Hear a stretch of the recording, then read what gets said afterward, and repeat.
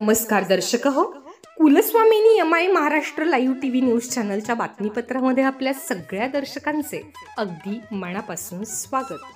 आपण पाहत आहात कुलस्वामिनी एम.आय. महाराष्ट्र लाईव्ह टीव्ही मध्ये काम केले आणि त्यांचे माझे जुने संबंध आहेत, प्रेमाचे स्नेहाचे संबंध आहेत. आता ते पोलीस खात्यातून रिटायर सेवानिवृत्त झालेले आहे आणि मी वकिली व्यवसायातून सेवानिवृत्त आहे. फक्त काय महत्त्वाचं काय काम असेल तर कोर्टात येतो आठवड्यातून एखाद दुसरा दिवस, नाही तर मी सेवानिवृत्त. आम्ही दोघे सेवानिवृत्त असल्यामुळे आम्ही या ठिकाणी आमचे विचार या ठिकाणी पूर्वी जसे जुळत होते तसे आता जुळतात. आता सेवानिवृत्त जरी आम्ही झालो तरी जनतेची सेवा करणं हे आमचं आद्य कर्तव्य आहे आणि त्या अनुषंगाने या ठिकाणी मग वारकरी संप्रदाय असेल, सामाजिक काम असेल, राजकीय असेल, ज्या ज्या ठिकाणी गरज असेल त्या त्या ठिकाणी काम करतो. आपल्याला मागं माहिती असेल की चाकणचा जो काय ट्रॅफिक जॅमचा प्रश्न आहे त्या अनुषंगाने आपण त्यावेळेला मुलाखत घेतली होती. त्यावेळेला मी माझी मतं त्या ठिकाणी स्पष्टपणे मांडलेली आहेत आणि साहेबांचा स्वभाव हा मनमिळावा आहे. अगदी कसं आहे की त्या ठिकाणी ते सर्वांबरोबर प्रेमाने आनंदाने, त्यांना पाहिल्यानंतर आनंद निर्माण होतो किंवा त्यांना भेटल्यानंतर आनंद वाटतो. पण असं एक सर्व गुणसंपन्न व्यक्तिमत्व आहे. ते राजगुरुनगरला असताना माझे त्यांचे प्रेमाचे संबंध होते. आज कोर्टात ते तारखेसाठी आले होते आणि आज भेट झाली. आनंद वाटला आणि आपण या ठिकाणी भेटला. त्याचप्रमाणे आमचे गायकवाड साहेब ते पोलीस प्रॉसिक्युटर म्हणून त्या ठिकाणी काम त्यांनी या ठिकाणी चांगलं केले.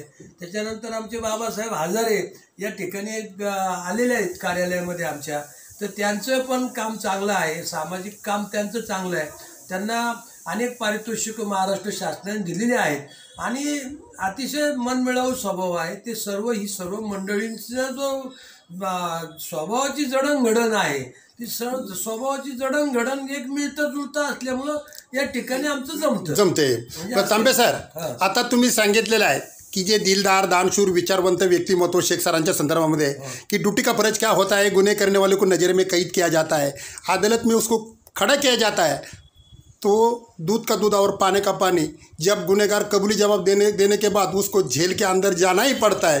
पैसा काम अच्छा कर्म, जो कर्म अच्छा करेगा उसको, जिसका कर्म अच्छा है उसको नियती अच्छा सफल देता है. तसं तुम्ही आज शेख सरांच्या संदर्भामध्ये जे विषय सांगितला त्यांनी सुद्धा का नाही कायदा सुव्यवस्था टिकवण्यासाठी जे तत्पर कामगिरी केलेली आहे त्या अनुषंगाने तुम्ही त्यांच्या संदर्भामध्ये सांगितल्याबद्दल हार्दिक हार्दिक स्वागत, अभिनंदन. आता आपण शेख सरांना एक प्रश्न विचारणार आहोत. सर जय हिंद. सर जय हिंद. सर सर कामाला हे लावू द्या ना, असं काय करतं लगेच जय हिंद म्हणून आम्हाला.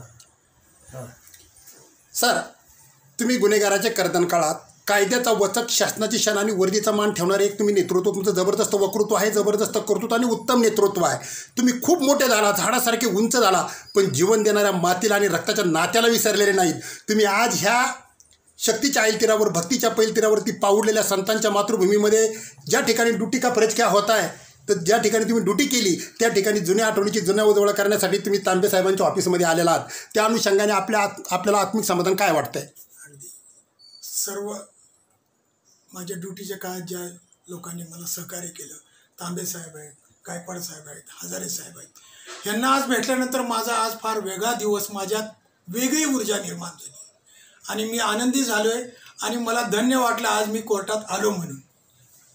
साहेब, चारित्र्याच्या बळावरती संकटाच्या भिंती उद्ध्वस्त करून दुःखाची वादळे परतून लावणारे आणि स्वतःबरोबर इतराचे जीवनमान नंदवन करणारे व्यक्तिमत्व म्हणून तुमची आज खेड तालुक्यात ओळख आहे.